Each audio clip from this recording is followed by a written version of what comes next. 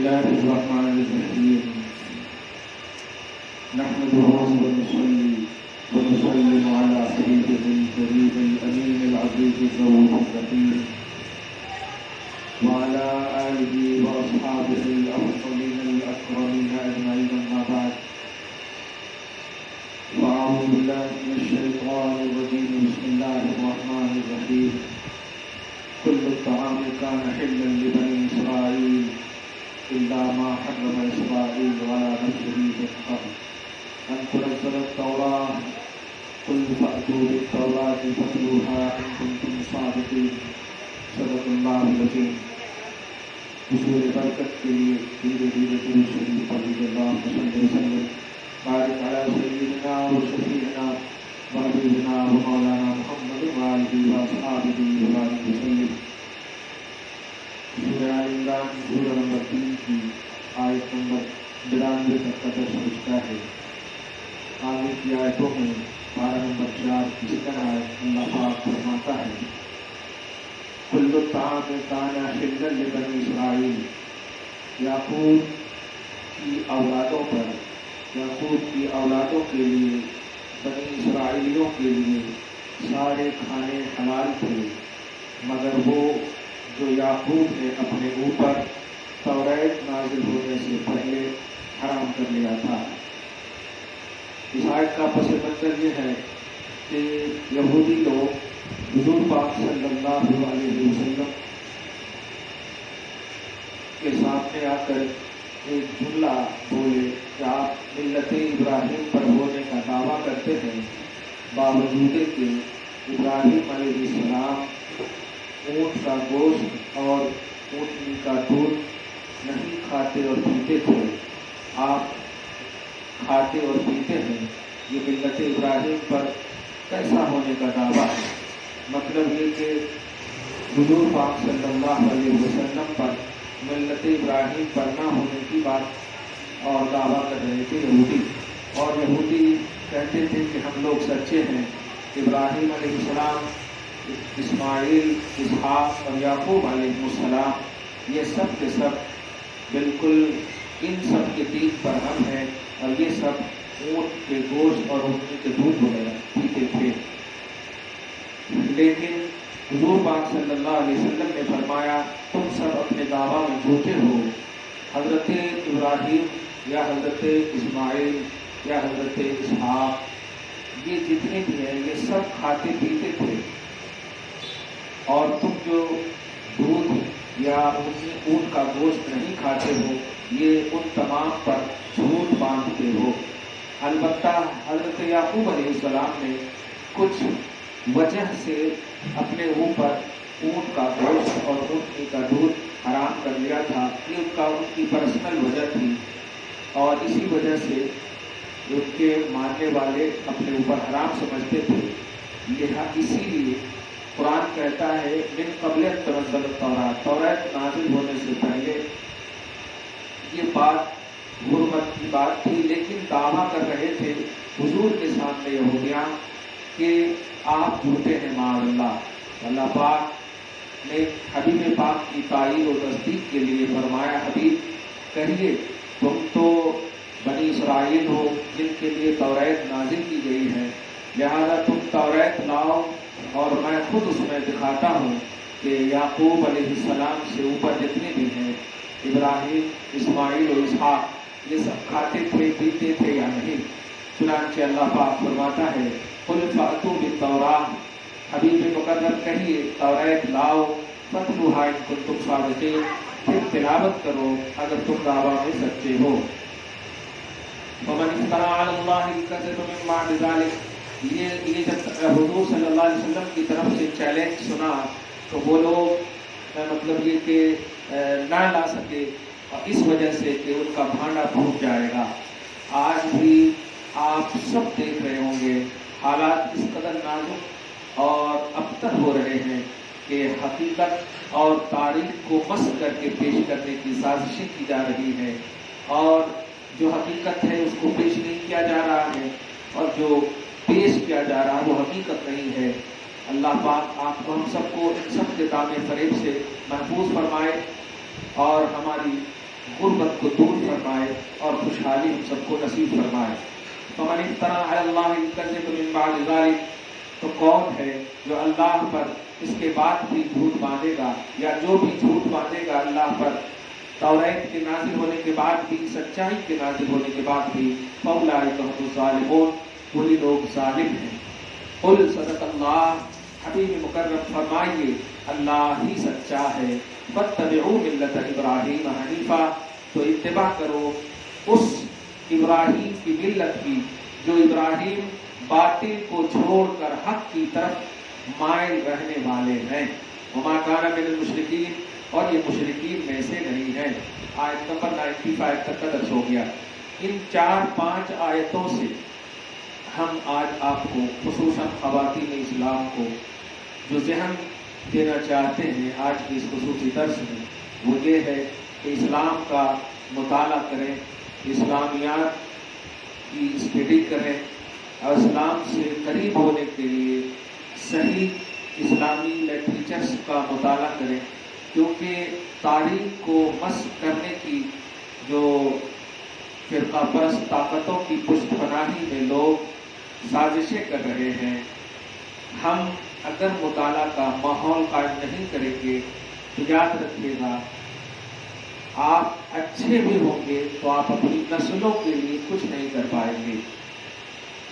میں نے جمعہ میں بھی جملہ کہا تھا کہ غم اس کا نہیں ہے کہ برائیاں عام ہو رہی ہیں اور ہمارے بچے تباہ ہو رہے ہیں، غم اس کا نہیں ہے کہ ہمارے گھر کے بچے بچیاں تباہ ہو رہی ہیں۔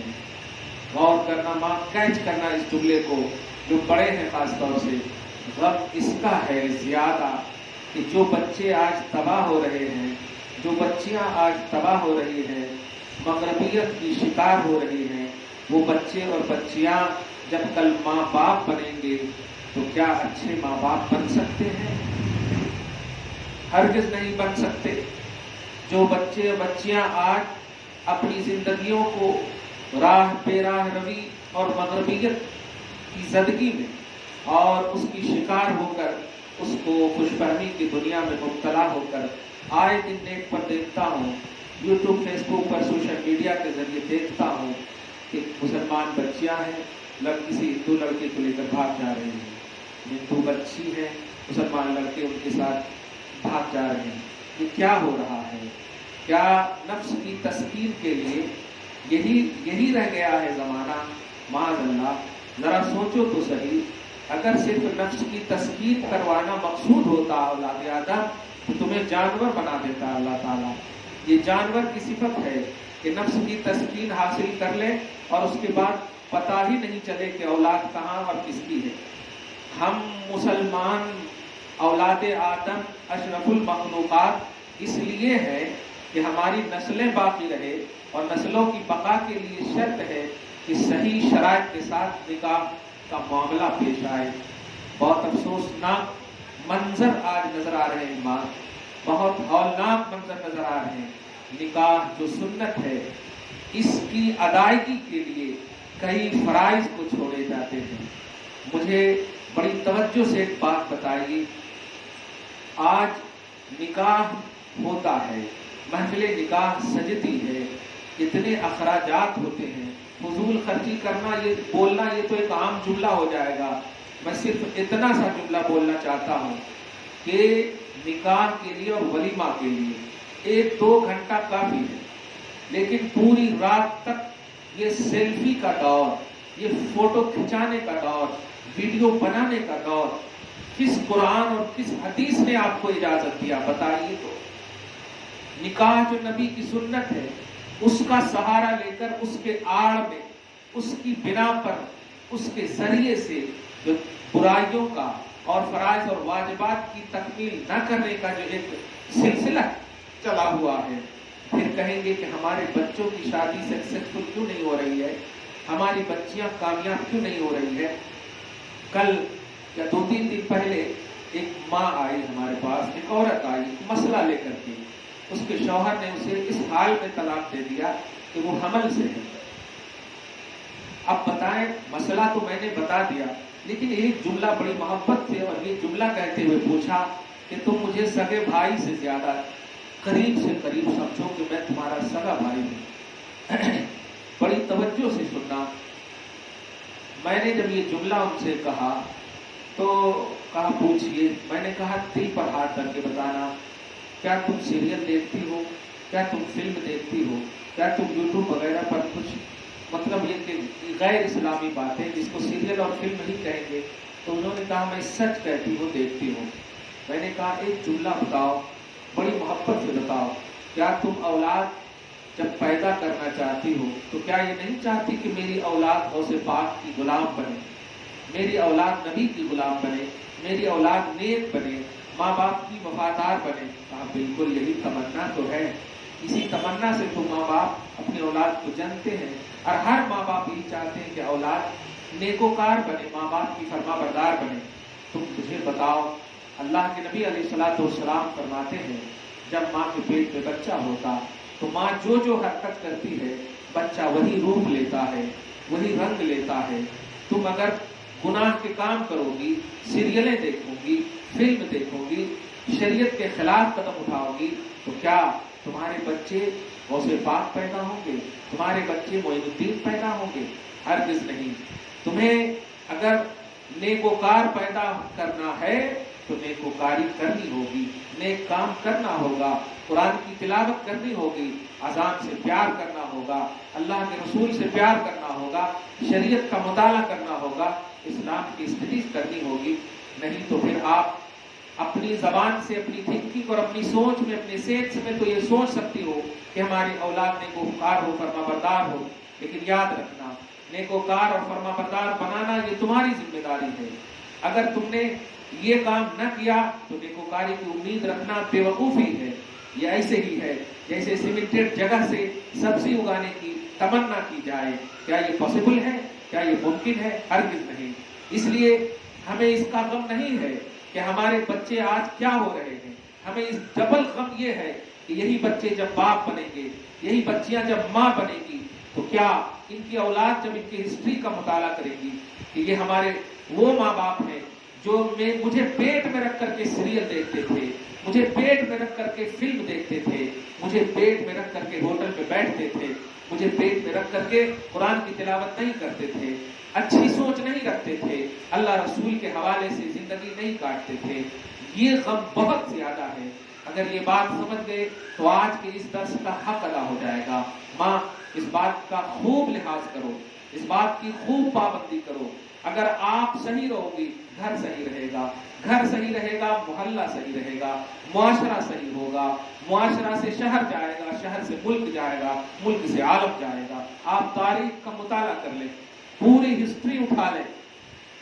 आज तो आपके शौहर, आपके बाप माँ, आपके भाई, आपके बड़े, आपके जिम्मेदार आपको अल्हम्दुलिल्लाह इतना टाइम दे रहे हैं कि सोचें कल का वो जमाना था कि शौहर जंगों में हुआ करते थे और कई कई दिन तक बीवियों से, घर से, अपने घर की औरतों से मुलाकात का मामला ही नहीं होता था, फिर भी औरतों के कदम नहीं फिसलते थे। और वो औरत क्या कहना, मैं उसकी एक छोटी सी झलक दे रहा हूँ। जब हुसैन पूरे कुंबा के साथ करबला की सरजमीन पर चले तो करबला में जब पहुंचे तो क्या उनके साथ उनकी बीवी शहरबानो थी कि नहीं? यकीनन थी। उनकी बहन थी कि नहीं ज़ैनब? यकीनन थी।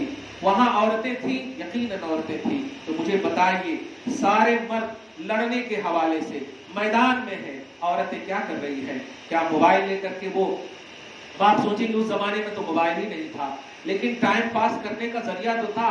आज हम मोबाइल ना भी दें और आप 2-3 औरतों को सिर्फ हम 10 मिनट छोड़ दें तो 70 गीबत और चुगलखोरियों की महफिल सज जाती है, एक दूसरे के खिलाफ बोलने की महफिल सज जाती है। लेकिन कुर्बान जाओ वो नबी की खानदान और नबी के घराने वालियों पर कि बाप, शौहर, भाई सब मैदान जंग में है, लाश ला करके अपने घरों में रख रहे हैं, लेकिन ऐसे आलम में भी बावजू होकर के नमाज पढ़ रही है, तिलावत कुरान कर रही है और पूरी अट्रैक्शन के साथ अल्लाह की तरफ मुतवज्जे है कि अल्लाह तू राजी हो जा, कि अल्लाह तू राजी हो जा। तो कल की माएँ जब अल्लाह की तरफ मुतवज्जे थी तो हुसैन पैदा होता था, हसन पैदा होता था, मोइनुद्दीन पैदा होता था, अब्दुल कादिर जिलानी पैदा होता था। आज की माएँ कहाँ हैं? किस तरफ है। सीरियलों की दुनिया में आबाद है, सलमान खान जन्म दे रही है, शाहरुख खान जन्म दे रही है, फिल्म इंडस्ट्री के लोग जन्म दे रहे हैं और इसी पर फख्र कर रहे हैं। बड़े अफसोसनाक मरहले हैं। अगर इस जानिब आपने तवज्जो नहीं दिया तो याद रखिएगा क़यामत बहुत करीब है। सबको इंफरादी तौर पर कब्र में जाना है, सबको सवाल का जवाब देना है। भाई छूट जाएंगे, बहन छूट जाएंगी, करीब से करीब तक, महबूब से महबूब तक, शौहर छूट जाएगा। कोई भी नहीं होगा हमारे साथ हमारे अमाल होंगे, हमारी नेकियां होंगी, हमारे वो अमाल जो हमने दुनिया में किए होंगे वही होंगे। हमसे पूछा जाएगा तेरा रब कौन है, तेरा दीन क्या है, तू इसके बारे में क्या कहती थी, मुझे बताओ। कब्र पहली मंजिल है आखिरत की। अभी कितने मनाजिल है आखिरत तक और हश्र तक पहुंचने के लिए, मगर पहली मंजिल में तुमसे सवाल हो रहा है तेरा रब कौन है। बताओ माँ, क्या रब को तुमने 24 घंटे में कितने देर तक याद किया?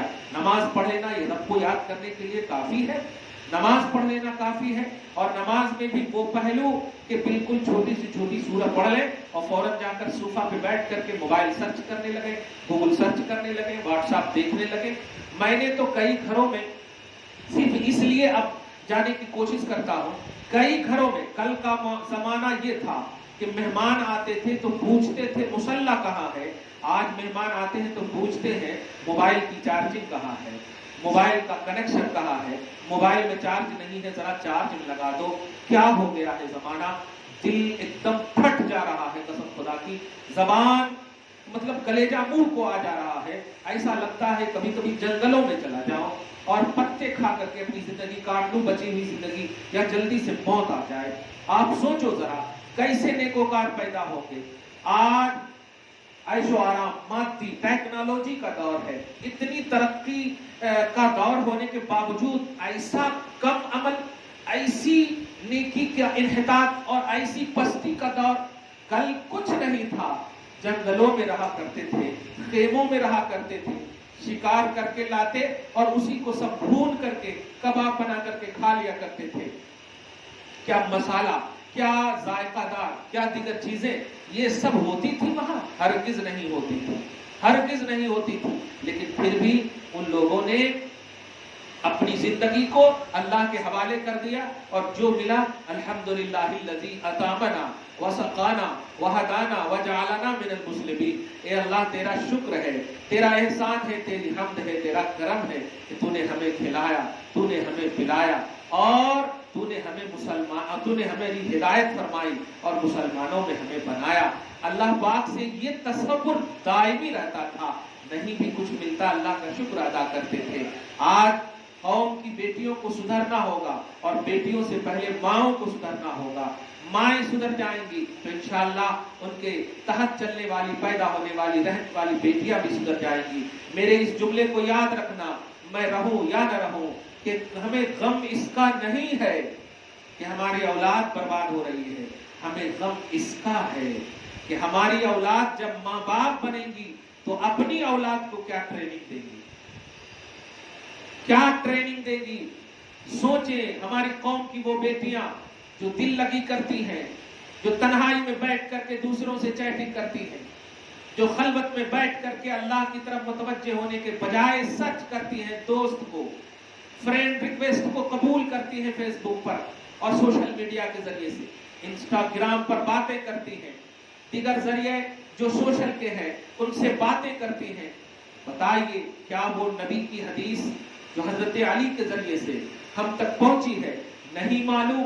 नबी ने फरमाया पहली नजर में गुनाह नहीं होगा अगर किसी गैर महरम को देख लिया, लेकिन अगर दूसरी नजर देखी तो गुनाह होगा।